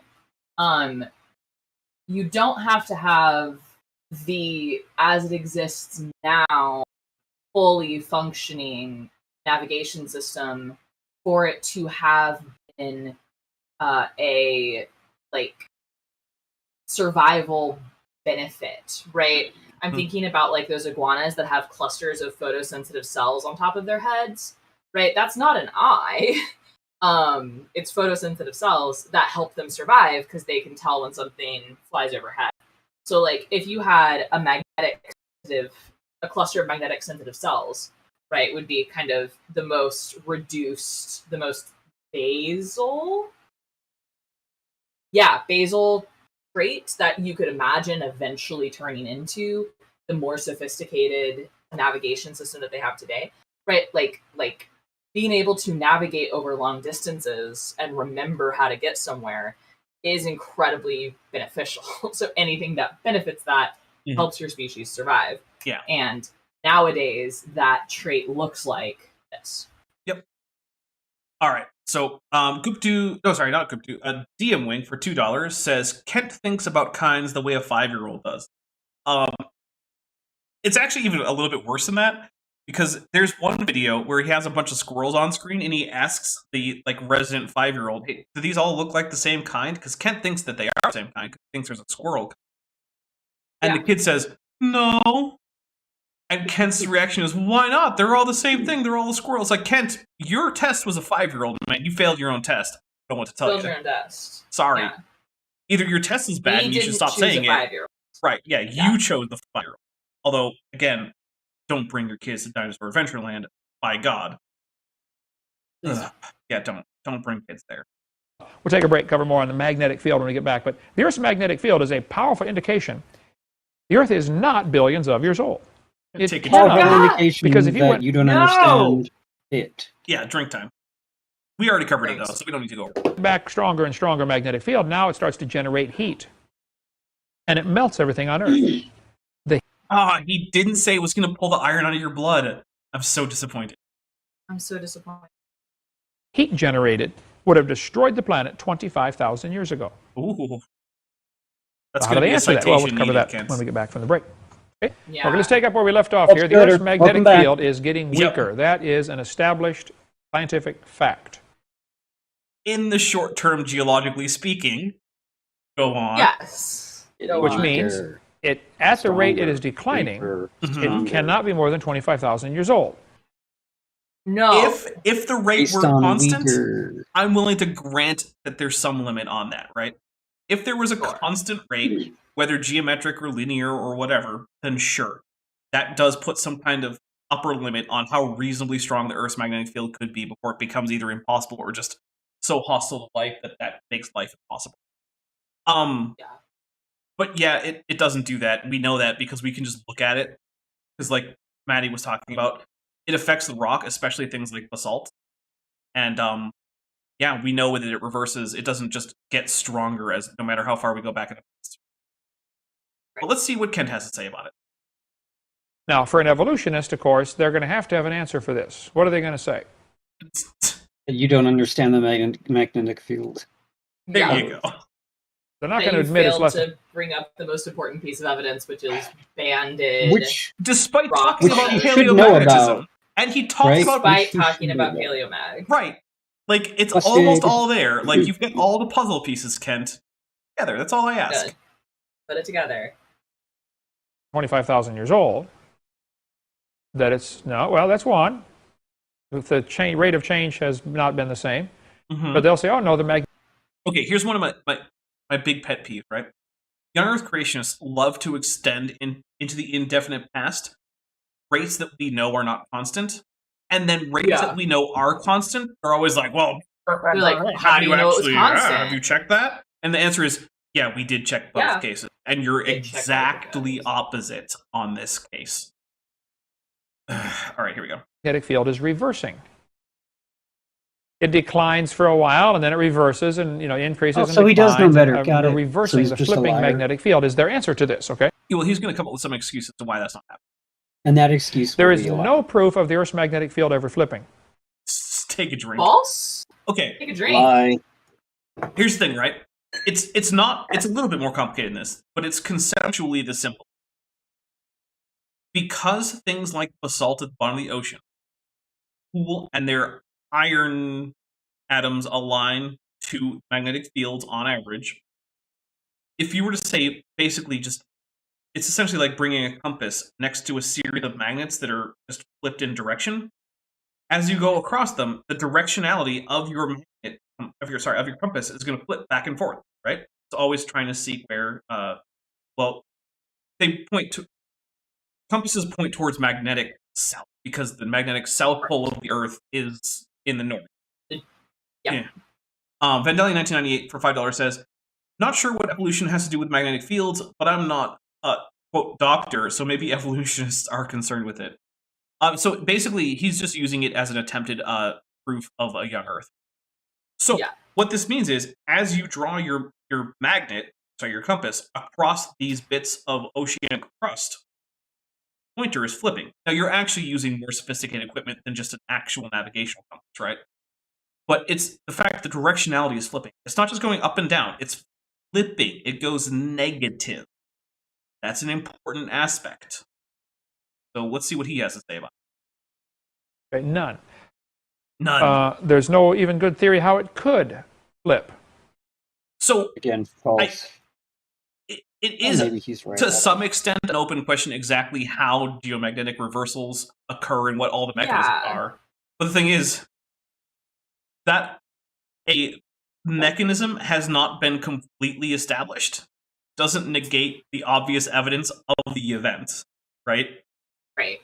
So, and actually, something that's really interesting is that the Earth's magnetic field is actually like an octopole, right? It's not like a bar magnet. It's not a dipole, but the part that flips is just the dipole. Yeah. So you still have the quad and octo parts that so that's really weird. Also, please explain to me how to generate an octopole magnetic field with a planet. I don't know how to do that. Okay, well, here's the even weirder part. Everything we know about physics says that magnetic monopoles should exist, but no one's ever seen one. Right, we haven't found one. Magnets! How do they work? Magnets! How do they work? Actually, not a bad question. Right, it's actually a pretty good question. Because, there's mysterious stuff about this, but here's the thing, right? The fact that there are open questions in science doesn't mean you get to ignore all the stuff that isn't really an open question anymore. The stuff we figured out, you have to account for that.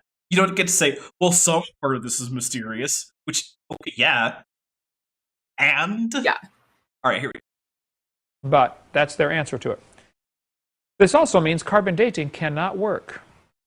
Well, just, no negation, no attempt to dispute the idea. Well, he just said it cannot work, but he didn't. Oh, okay. There is no evidence it cannot work. It just can't. Now we're going to talk about carbon dating. Here we go. Carbon dating. This really is feeling like a Matt Powell talk in some cases. Just the ridiculous whiplash. Because I don't know if you guys have seen, but when we do Matt with Maddie, the first series was about Matt Powell, and he would just completely change topics. Boom, on a dime. Yeah. It was crazy. And it was crazy. All the time we were just like, oh, I guess we're talking about something completely new now. Okay. All right, here we go. We'll get into much more of this later, but give you a brief synopsis here. Radiation from the sun, primarily, some from the stars, comes through the atmosphere, hits nitrogen, which is the most abundant gas in the atmosphere. True, take a drink. All of that's true. I would drink, but I'm out. So. Oh, no. Okay, that's fine. I have still some whiskey cola and some ice water, although the ice water is sad at this point. But also, my feet are still super cold because I put a lot of ice in this ice water, and my feet are currently in an ice water bucket. So I'm actually fairly comfortable. 80% of the Earth is, or 79% is nitrogen, 21. Atmosphere, not the Earth, but okay, Ken, we'll let it go. 78% of the atmosphere is nitrogen. Look, he's close. He's way within an order of magnitude, so I'm going to let it go. He could say like 120%, and I'd be like, yeah, you're within an order of magnitude. We'll just go with it. % oxygen. Yeah.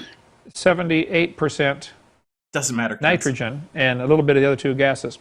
The other 6 or 8, 10 gases in there. Get the concept. Well, the nitrogen gets bombarded by the cosmic radiation, and it turns it into carbon-14.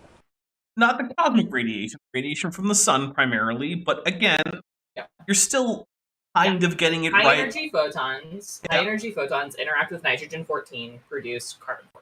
Mm-hmm. Good. If the Earth's magnetic field were stronger, there would be less radiation getting in. There would be fewer charged particles, but photons have a... Remind me, what's the electrical charge of the photon? Is it 0? Photons don't have a charge. It's 0. So are they deflected? Photons are in charge. Are photons deflected by magnetic fields? Sure aren't. Weird.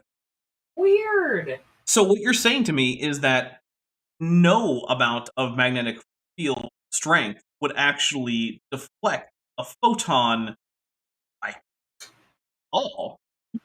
Sure wouldn't. Turns out magnets can't affect light. The thing. That is... So, would you say that it would be a reasonable conclusion to say that Kent Hovind is completely wrong here? Sure would. Okay. Is he even accurate enough in what he's saying to be wrong? Well, the thing is, like, there are forms of radiation that would be deflected by a strong magnetic field, right? Like beta particles or alpha particles, right? Those are both charged. Or free protons. There we go. Found it. So if you have free protons, which are positively charged, alpha particles, which are positively charged, beta plus particles, which are positively charged, or beta minus particles, which are just electrons. Beta plus are positrons, by the way.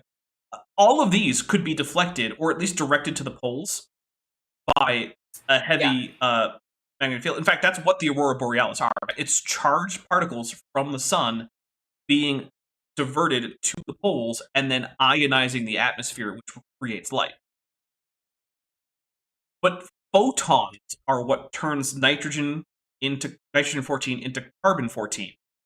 They physically cannot be affected by the strength of the Earth's atmosphere. So you can say that, yes, it is a shield against radiation, just not that kind. But not this kind. It's just not gamma radiation. Right.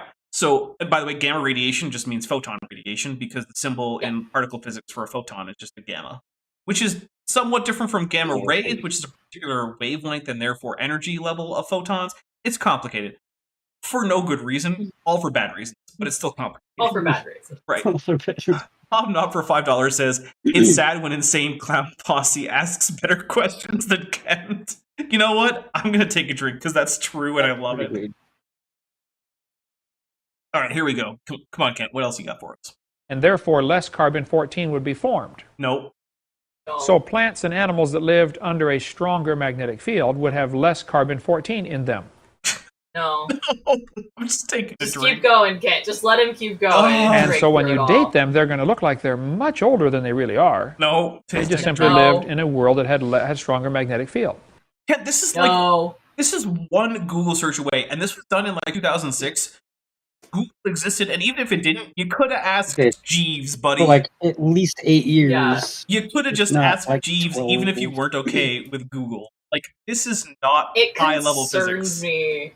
It concerns me immensely that this man taught science to other human children. Well, he didn't, though. That's the thing. He lied to small children in a church school. He lied to small children in his church school.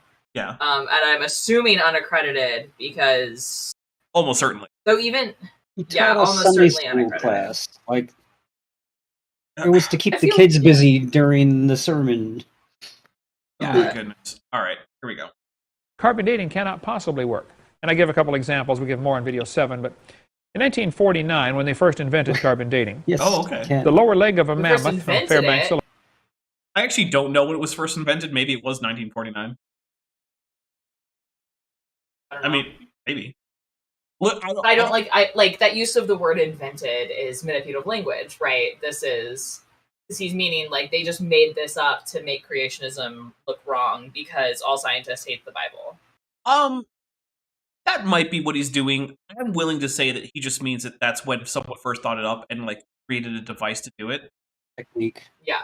So like, As a technique to date Look, things. I'm not super charitable when it comes to Kent, but on this case, I'm only be like, you can see a non like poisoning the well sort of interpretation that I think is reasonable enough that I'm going to be okay with it. But I understand why you're not okay with it, and I don't think that's invalid.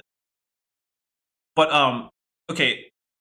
Look, we're going to let him say this, and then we're going to talk about why it's stupid, because it's stupid, and I already know what he's talking about, because he's been making this claim for decades, and it's stupid.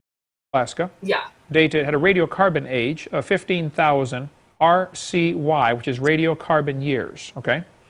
While the skin and flesh were 21,000 radiocarbon years. Okay, and here's the thing that happens when you look up this source.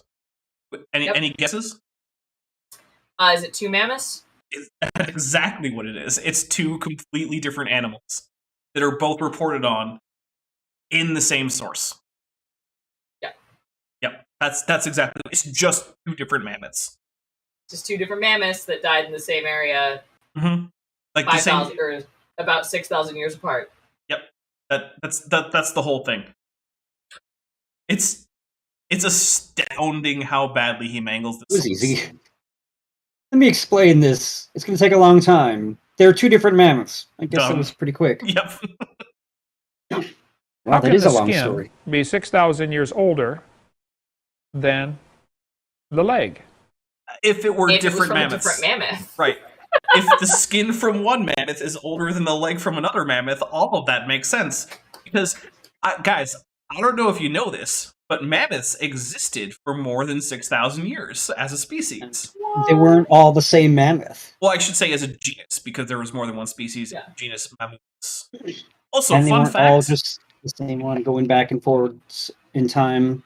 So fun fact, the word mammoth actually comes from Russian, where they were calling the remains of these animals mammoth.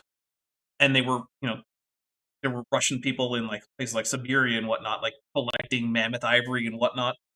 And then later, when English adopted the word mammoth to talk about these animals, it then, by analogy, extended it to mean really big things. And I used to live in a place with a street called Mammoth Street because it ran from like middle Massachusetts all the way up to like the Canadian border. Yeah. I have earrings that are made from like petrified or mammoth ivory. That's actually not petrified. That's just original. Just original. Okay. Yeah. Cool. Another cool thing is mammoth ivory is legal to trade, whereas elephant ivory is not. So the only legal ivory out there is mammoth ivory, because they're not going to get any more extinct. Yep. Here we go. Also, there's so many mammoth tusks out there. You're not depriving science of anything by taking one and carving it into ear. Yeah. It doesn't work. One part of a mammoth dated 29,000 years old, another part dated 44,000. No. I'd like to point out something that 2 different mammoths. Mm-hmm. All of this is just... Oh, yeah. I've read this paper. Because I did that collab with Pelagia, and this was brought up. And there were like, there's 3 different mammoths at that site that were covered. Mm-hmm. Yep. It's literally just Kent not reading the source. Because why would he read the source? Why would he read the paper? That makes no sense. Harry Bronson says, maybe the field reversal 137 times during the flood. Maybe the field reversed 137 times during the flood while conscience were racing around. Add that to the list of heat problems. Yeah. Yeah.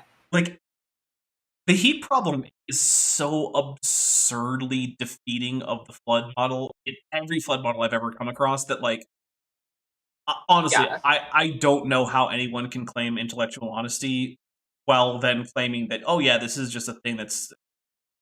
we just haven't found the answer. Like, okay, I get that maybe you haven't found the answer yet, but to a certain extent, it's like telling me, oh yeah, cows can literally jump to the moon. We just haven't quite figured out exactly how they get the lift yet. Yeah. Okay, dude, but like, can you see why that sounds completely batshit insane and why no one should take you seriously until you can actually figure out a testable mechanism and show me how the cow can get enough lift to go to the moon? Do the experiment. Yeah. And on a much smaller scale, right? Because, like, the heat problem is one thing. But on a much smaller scale, if we're just thinking about those magnetic bands on the ocean floor, right? So the ocean floor, that's what, about 20 million years old? And it's flipping every 200,000-ish years. So we should have, 10 distinct regions-ish on one half of the seafloor? I'm not going to do the math, honestly. But okay. No, I mean, I literally just did 200,000 into 20 million, you know? That's probably not enough time. No, sorry. Look, that's 100. A whole bunch. It doesn't matter. 10. Let's just go with 10. We'll round it. We'll bring it down in order of magnitude for 5. Well, you get a free one, so it doesn't matter. You get a free one. What? Please explain to me how you have these different banded regions, right? Which would be evidence of the Earth's magnetic field flipping. If the Earth is only 6,000 years old, then that oldest basalt that is right at the line of the oceanic continent and the continental plate meeting. If that is 6,000 years old and what's being made now is new, right? And we have at least 10 magnetic field flips or evidence of magnetic field flips, then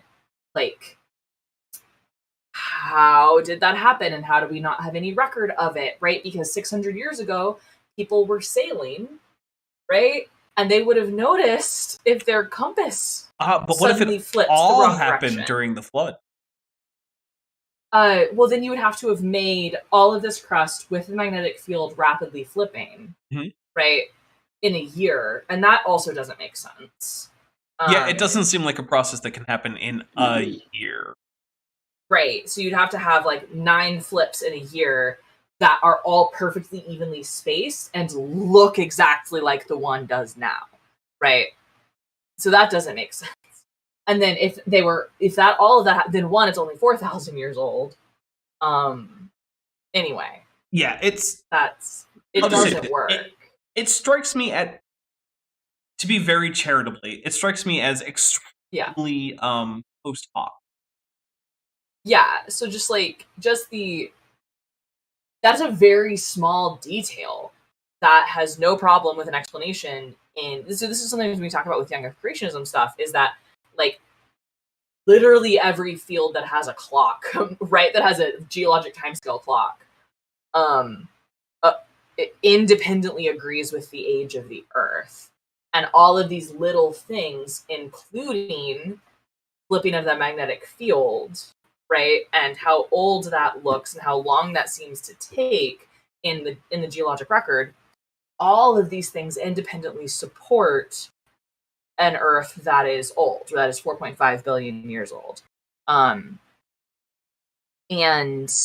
so young Earth creationism, in order to be seriously debated, to me, you have to explain all of it, including this minutia. And just saying the flood did it, that is akin to saying a miracle did it. And if you're going to revert to miracles, that is okay, right? That doesn't actually bother me. But then recognize that now we're not talking about science. Now we're talking about a miracle cannot be tested or represented by a scientific method. And so if it's my faith requires me to believe that the Earth is 6,000 years old, I understand that this evidence doesn't support that conclusion. I don't know how to bridge this gap, but I think God did it. And then I would say, okay. And then we would go on with our dinner or beers we're sharing, and I wouldn't worry about it, right? Because where I get worried is the science denialism that comes with Kant's type of young Earth creationism.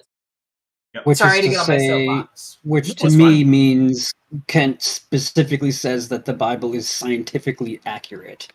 Which, if you're going to take that stance, then everything that Maddie says applies. And you said it very well, Maddie. All right, guys. Well, we're going to start wrapping it up here because we're going to go past 2 hours at this point. Although, I don't know if that really counts since we had a period where my internet was just completely dead. Thanks, Bent. You're welcome. All right. I thought you were going to say Sorry. thanks, Obama. Like, Well, that's another option. So guys, the first thing I want to say is I changed out the pinned comment from Sal's comment. Sorry, Sal. But now it is a link to the stream that I'm going to be starting about a half an hour from now, which is Dark Souls 3, which is just hanging out with my audience who wants to see me suck at Dark Souls for my birthday, because you guys chose pain and suffering for me for my birthday, which seems appropriate. Because that's been the theme of today, apparently. Yes. So do head over there if you want to. If you don't, I guess don't. I know it's late, but whatever. I want to say, do again check out links in the description for things like the Patreon and the channel membership. It really does help the channel out a whole lot. Every little bit helps. Because I want the channel to stay in the black, and every single pledge on Patreon helps it stay in the black. Because it's been doing that pretty well for the last few months. There was a hiccup in that in the last few months, but like it's been in the black more often in the last few months than it's been in the red. So I want to get it nice and consistently in the black, so that way I can say that there is no foreseeable end to the Dapper Dino channel, at least as it exists now. Which, by the way, guys, is like most weeks 3 videos. So, no. that's a lot of videos. I haven't put one out in like 2 weeks. Well, that's what I was going to ask. Is Maddie, what you got? Anything coming up that we should know about? Come watch me play Power Rangers tomorrow night on Top Hats Off with Dapper. There you go. We'll see about doing a science debunk live stream later this week. Either live stream or an upload. I'm trying to get some stuff recorded. I can't stand in front of my chalkboard right now because we had to move stuff out of the Listen, my life is chaos and I'm exhausted because I'm pregnant and we're trying to get ready for a baby. And I'm still also a PhD student. So that is a lot. I'm around. It's a lot. It's just a lot going on, and I'm very flaky right now because there's a baby's head pressing into my organs. And are you gonna flake tomorrow? No. Okay, well that's what matters. I'm gonna do my absolute best to not flake tomorrow, but okay. I flaked on a lot of responsibilities today. We need our Blue Ranger. Helps a lot. I will be, but yeah, if you guys watched me like the last time I DM'd Guns, Magic, and Steel, I was so tired the whole time. But Guns, Magic, and Steel should be back in 2 weeks. No, not like in a week from tomorrow. DM Wing sent a super chat for $2 with some money emojis and a Dapper Dino emoji, so I'm assuming that just means money for Dapper Dino, so thank you. Command Cyborg sent 26, happy birthday, and then a Godzilla, which I think you did technically screw it up, but I knew going for it, and you are a channel member, so I'm going to accept it as a valid Godzilla emoji. I drink for it. So guys, I just want to say thank you so much. Ben, do you have anything you want to plug real quick? I want to plug. No. Okay. So here's what I'm going to do. I'm going to play the end credits to go get myself some birthday cheesecake. Yeah. And then I am going to set up for the next stream. There will be an initial poll for whether or not to have me start a new game or continue my old game. And if the choice is for new game, then when we first start up the stream, there will be a new poll for class selection. So I probably won't choose Wretch, so I might not put that on the poll because I'm okay with some pain and suffering, but I don't want that much pain and suffering, so yeah, I'm just not going to give you that option. Anyway, guys, thank you very much for coming. Thank you very much everyone who super chatted. And yeah, I hope I see you all at the linked stream in about a half an hour or so. So, bye everybody. Thanks for watching, but before you go, I just want to say a special thank you to my channel members and my patrons, especially those pledging $20 or above. Work in Progress, Benthoven, Cynically Skeptic, Denny5252, Ian Chen, John Ackerman, Chris Love, Landon Knoll, Yepetus, Mabbity Babbity, Sphincter of Doom, The Venerable Bede, and Patrick Dennis. As you probably know, YouTube is a very volatile platform, and from month to month my income on the channel can swing wildly. The people you see on screen are directly supporting so that I don't have to worry too much about that, and the channel can keep going as it is, and perhaps even improving. If you'd like to join this team, there are links below to join the channel or in the description to join the Patreon. The Patreon starts as low as $1 a month, and the channel memberships start as low as $1.99 a month. On Patreon, you can even get a discount for pledging annually. If you do decide to pledge, you'll get access to an exclusive Discord server just for channel supporters, as well as early access to all of my pre-recorded videos, often up to 2 months in advance. Higher tiers will unlock even better perks. Now, if an annual or monthly pledge isn't right for you, but you still want to support the channel, there is a merch store down in the description, as well as an Amazon wishlist, just for me. And if financial support isn't something you can or want to do, then if you still want to help out the channel, please just like and share these videos and make sure you comment on them. It really helps the channel out. Thanks again for watching.